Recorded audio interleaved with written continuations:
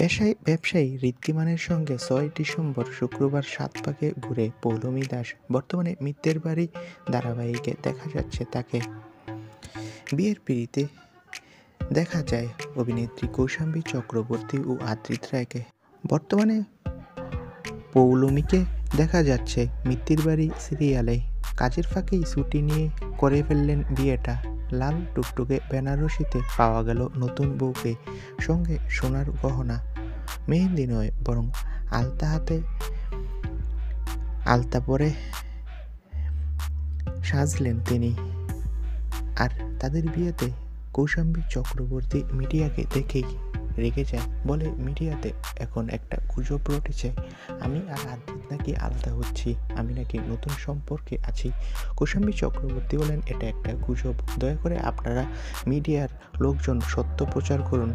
তো বন্ধুরা, কৌশাম্বীর এই জবাবে তোমাদের মন্তব্য কি কমেন্ট করে জানাও। আর আমাদের চ্যানেলটি সাবস্ক্রাইব করে রাখো। সবাইকে ধন্যবাদ।